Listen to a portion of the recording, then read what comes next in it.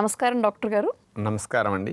Doctor గారు, అయ్యా, మరి మనందరం కూడా కార్యక్రమంలో ఆలస్యం అమృతం విషయం అనే అంశంలో భాగంగా ఏదైనా జబ్బులు రాకముందు ఎలా నివారించుకోవచ్చో మాట్లాడుకుంటూ ఉంటాం. అవునమ్మా. మరి అసలు ఒకప్పుడు వయసు పైబడిన తర్వాత మోకాళ్ళ నొప్పులు రావడం లాంటివి జరిగేవి బాగా ముసలి వారికి. ఈ మధ్య కాలంలో యంగ్ వాళ్ళకి, అంటే వయసులో ఉన్న వాళ్ళకి కూడా అసలు మోకాళ్ళ నొప్పులు ఎందుకు వస్తున్నాయో చెప్తారా? జీవనశైలి, ఆహారాల్లో వచ్చిన మార్పుల కారణంగానే వయసు రాకుండానే నొప్పులు వస్తున్నాయి. పూర్వం రోజులు ఏదో వానప్రస్థ జీవితం గడుపుతున్నప్పుడు 70 ఏళ్ళు దాటాకే కీళ్ళ నొప్పులు వచ్చాయి. అవును, 50-60 ఏళ్ళ దాకా పెళ్లిళ్ళు చేస్తానే ఉండేవారు, ఎందుకంటే 15-20 మందిని కంటూ ఉండేవారు కాబట్టి. అవును. కానీ ఇక పిల్లలకు ఆస్తులు అప్పచెప్పి ఇక అన్ని బాధ్యతలు అయిపోయినాయి అని కదలకుండా కూర్చుంటున్నా అప్పుడు కూడా నొప్పులు ఉండే కాదు. కూర్చుని 10-15 ఏళ్ళు గడిచేసరికి తినేది ఎక్కువ, కదలకుండా కూర్చునేసరికి అప్పుడు నొప్పులు స్టార్ట్ అయ్యేవి. కానీ ఈ రోజుల్లో ఉద్యోగ వ్యాపారాల వల్ల కాస్త ఆహారంలో తినకూడనివి ఎక్కువ తినేయటం వల్ల ముఖ్యంగా 25-30 ఏళ్ళకి 40 ఏళ్ళకే కీళ్ళ నొప్పులు స్టార్ట్ అవుతున్నాయి. కీళ్ళ మధ్యలో వాపులు, అరిగిపోవటము, డ్యామేజ్ అవటం ఇవన్నీ కూడా బాగా జరుగుతున్నాయి. కానీ డాక్టర్ గారు, అసలు పూర్వీకులతో పోలిస్తే మనం చేసే పని చాలా నథింగ్ అసలు. మరి అరిగిపోవడం అనేది ఎందుకు జరుగుతుంది అంటారు? మనం అసలు హార్డ్లీ వాటిని వాడకుండా ఎలా అరిగిపోతున్నాయి ఇవి? ఎక్కువ వాడితే అరిగిపోయే ఎముకలు మనకు లేవమ్మా. నమిలితే దంతాలు అరిగిపోతాయా? లేదు. మరి ఎక్కువ నడిస్తే, ఎక్కువ వాడితే ఎముకలు అరిగిపోతాయి అంటానికి అట్లాంటి నిర్మాణం కాదు అది. ఈ రోజుల్లో వయసు రాకుండానే నొప్పులు ఎందుకు వచ్చేస్తున్నాయి అనే విషయానికి వస్తే, ఎందుకు కీళ్ళు అరిగిపోతున్నాయంటే జిగురోత్పత్తి తగ్గిపోతున్నది. జిగురోత్పత్తి ప్రధానంగా తగ్గటానికి కారణం వ్యాయామాలు చేయకపోవటం. ఇది ఫస్ట్ రీజన్ అసలు. ఓకే. పూర్వం రోజుల్లో పొద్దున్న నుంచి సాయంకాలం దాకా పొలాలకి వెళ్ళటము, రావటము, నడకే, పొలంలో తిరగటము, ఇంటికి వచ్చాక కూడా నీళ్లు మోసుకోవటం, పేడకాళ్ళు తీసుకోవటం, ఇలాంటి పనులన్నీ ఉండేవి. కింద కూర్చోవటం, లేవటం. ఎప్పుడైతే మోకాళ్ళ దగ్గర ఇట్లా అస్తమానం కదలిక జరుగుతున్నదో, ఈ ర్యాపిడ్ వచ్చినప్పుడు సహజంగా ఆ భాగాల్లో కొంత హీట్ ప్రొడ్యూస్ అవుతుంటుంది. ఆ హీట్ ని న్యూట్రలైజ్ చేయడానికి, ఆ జాయింట్ కి ఒత్తిడి లేకుండా స్మూత్ గా మోవటం కోసం, ఆ ఫ్రిక్షన్ లేకుండా రక్షించడానికి జిగురోత్పత్తి అనేది ఆ భాగాల్లో సహజంగా వస్తుంది. అందుకని జిగురు లేకపోతే ఎముకలు రాపిడికి గురవుతుంటాయి. సో వాడక అరిగిపోతున్నాయి అంటారు. వాడి కాదు. అవును. కింద కూర్చోవట్లేదు, పైకి లేవట్లేదు, నడవట్లేదు, మెట్లు ఎక్కట్లేదు, దిగట్లేదు. కనీసం వ్యాయామాలన్నా చేస్తామంటే అవి చేయటం లేదు.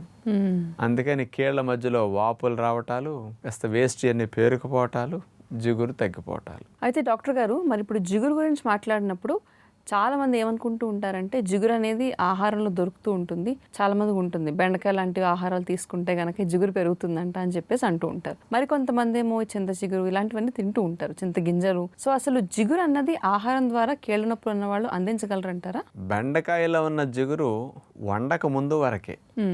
వండాక కూడా బెండకాయల జిగురు ఉండదు. ఉంటే మనం తినలేం కదా. అది పొట్టాపు రేగులు యాసిడ్స్ తో కలిసేసరికి ఆ జిగురు అంతా బ్రేక్ డౌన్ అయిపోతుంది. బెండకాయలాగా జిగురులాగా వెళ్ళదు కదా. అందుకని ఇది వెళ్ళి అక్కడ కూర్చొని జిగురు రావటం. నూనె జిగురుగా ఉంటుంది కాబట్టి నూనె బాగా వాడితే కీళ్ళలోకి ఆయిల్ వెళ్ళి కాస్త జిగురుగా ఉంటుంది. ఆయిల్ గా వెళ్ళేటట్టయితే మీ బ్లడ్ కారితే బ్లడ్ లో ఆయిల్ రావాలి. మళ్ళీ ఆయిల్ వస్తున్నదా? ఆయిల్ గా కూడా అట్లా వెళ్ళదు మళ్ళీ. ఇవన్నీ కేవలం ఏదో తెలుసో తెలియకో మాట్లాడే మాటలే తప్ప యథార్థమేమీ ఉండదమ్మా. ఆహారం ద్వారా జిగురుని మనం నీ జాయింట్స్ కి పంపించలేం. అంటే ఆ జిగురుని స్రవించే కణజాలానికి మనం ఏం కావాలో వాటిని అందించాలి. ఓకే. వాటికి జిగురుని ఉత్పత్తి చేయకుండా ఆటంకం కలిగించేవేవో వాటిని తొలగించాలి. ఈ రెండుటిని మనం చేయగలిగితే అక్కడ సవ్యంగా జిగురు స్రవిస్తుంటుంది. మరి ఇప్పుడు ఆ రెండింటి గురించి మాట్లాడుకుందాం డాక్టర్ గారు. మోకాళ్ళు అంటే కీళ్ల దగ్గర జిగురు స్రవించాలంటే గనక ఎలాంటి ఆహారాలు తీసుకోకూడదు అంటారు? ముందుగా అవి చెప్పేద్దాం. కీళ్ళు అరిగిపోయేటట్టు, కీళ్ల దగ్గర నొప్పులు వచ్చేటట్టు, కీళ్ల దగ్గర వాపులు వచ్చేటట్టు చేసే నెంబర్ 1 దొంగ సాల్ట్. మనం తీసుకున్న ఆహారం ద్వారా లోపలికి వెళ్ళిన సాల్ట్ అంతా కేవలం టేస్ట్ కోసమే. శరీరానికి బ్రతకటానికి కావలసిన లవణాలు కూరల్లో, ఆకుకూరల్లో, పళ్ళు, గింజల్లో ఉన్న సరిపోతుంది. ఎక్కువైన టేస్ట్ కోసం మన తిన్న ఉప్పు అంతా కిడ్నీలు పూర్తిగా విసర్జించలేవు. ఏదో ఒక 25-30% విసర్జిస్తే 60-70% నిలవ ఉండిపోతుంది. నిలవ ఉప్పు అంతా కూడా ఎక్కడో చాట పేరు చేయాలి బాడీ. ఇక్కడ మనకి ఖాళీ అనేది కీళ్ల సందుల్లో బాగా ఉంటుంది. అందుకని బాడీలో ఎక్సెస్ అయిన బయటకు పోకుండా నిలవ ఉప్పు అంతా శరీరం తీసుకెళ్లి ఆ కీళ్ల సందుల్లో డిపాజిట్ చేస్తుంది. ఆ ఉప్పు అక్కడ సోడియం బైకార్బోనేట్ క్రిస్టల్స్ గా డిపాజిట్ అయిపోతుంది. ఓకే. ఆ పేరుకున్న సాల్ట్ క్రిస్టల్స్ ఇవన్నీ ఆ జిగురుని స్రవింపజేసే సైనోవియల్ మెంబ్రెయిన్స్ ఉంటాయి పొరలో, జిగురు పొరలో. ఈ సాల్ట్ వల్ల ఆ పొరలు డ్యామేజ్ అయిపోతాయి, ఆ సెల్స్ డ్యామేజ్ అయిపోతాయి. ఓకే. అందుకని జిగురు స్రవించటం ఆ పొరలు దెబ్బతింటే తగ్గిపోతుంది. ఇంకొకటి ఈ క్రిస్టల్స్గా ఫామ్ అయినవి కూడా అక్కడ నిదానంగా కార్టిలేజ్ని డ్యామేజ్ చేయడం మొదలెడుతుంది. సాల్ట్ వల్ల తినేసే గుణం ఉంటుంది. అవును. ఎక్కడ ఉప్పు పేరుకుంటే అక్కడ గట్టి పట్టడం దాని గుణం. అవును, హార్డ్ అయిపోతుంది. ఉప్పు ఎక్కడ పేరుకుంటే అక్కడ నీటిని నిల్వ చేయడం దాని గుణం. అందుకని సాల్ట్ అక్కడ డిపాజిట్ అయితే వాటర్ రిటెన్షన్ జాయింట్స్లో పెరుగుతుంది, అందుకని వాపులు వస్తాయి. ఉప్పు వల్ల పెయిన్స్ ఎక్కువ ఉంటాయి, ఎందుకంటే అక్కడ స్టిఫ్నెస్ రావడంతో పాటు ఉప్పుకి సహజంగా నొప్పులు పెంచే గుణం ఉంటుందంట. ప్రోస్టాగ్లాండిన్స్ లాంటివి ఎక్కువ రిలీజ్ అవుతూ ఉంటాయి. ఓకే. అందుకని దానివల్ల పెయిన్స్ రావడం జరుగుతుంది. ఉప్పు జిగురుని ఉత్పత్తి చేసే పొరలు డ్యామేజ్ చేయటం, కార్టిలేజ్ని పాడు చేయటం వల్ల మెల్లగా అరిగిపోవటం స్టార్ట్ అవుతాయి. ఓకే. అందుకని ఆ భాగం మెల్లగా కార్టిలేజ్ దెబ్బతింటే ఎముక ఇక రాపిడికి గురయ్యే స్థితికి వచ్చేస్తుంది అనమాట. ఓకే. అందుకని విపరీతంగా నొప్పులు రావడానికి సాల్ట్ నెంబర్ 1 కారణం. ఇక ఆహార విషయాలకు వస్తేనమ్మా, సాల్ట్తో పాటు అంటే మనం సాల్ట్ ఎక్కువ ఉండే నిలవ పచ్చళ్ళు, పులుసులు, రసాలు ఇట్లాంటి వాటిలో సాల్ట్ విపరీతంగా ఉంటుంది. ఎక్కువ సాల్ట్ ఉన్న ఫుడ్స్ తినడం వల్ల తొందరగా కీళ్ళ నొప్పులు వస్తాయి. ఓకే. సాల్ట్ తినకపోతే ఏ జంతువులైనా చూడండి, తాబేలు 400 ఏళ్ళు కీళ్ళు నొప్పులు లేకుండా పనిచేస్తాయి, ఏనుగు 100 ఏళ్ళు కింద పడుకొని లెగుస్తుంది. ఇప్పుడు మనిషికి ఒక్కడికే నొప్పులు, కానీ నెంబర్ 1 రీజన్ సాల్ట్.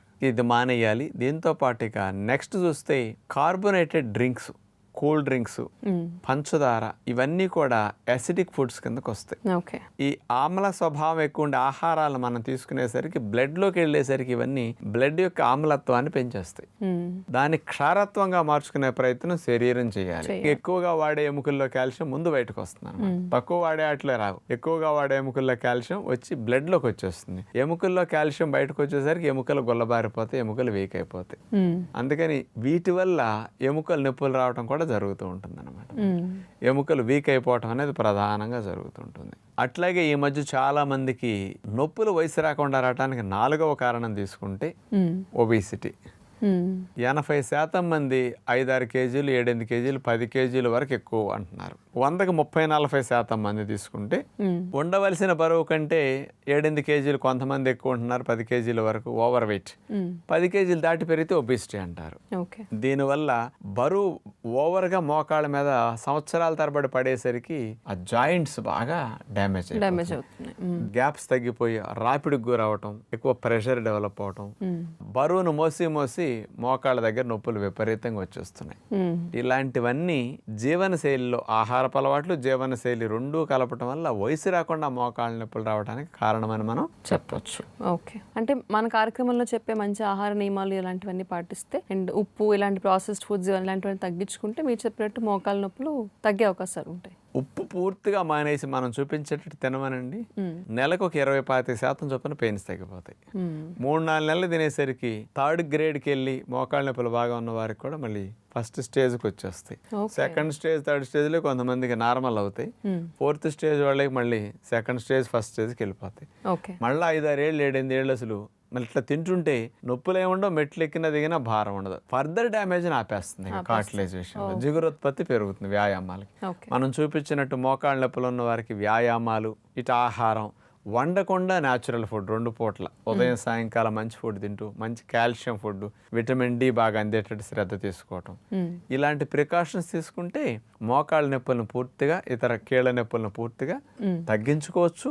లేని వారి ముందు నుంచి జాగ్రత్త పడితే రాకుండాను చేసుకోవచ్చు. ఓకే.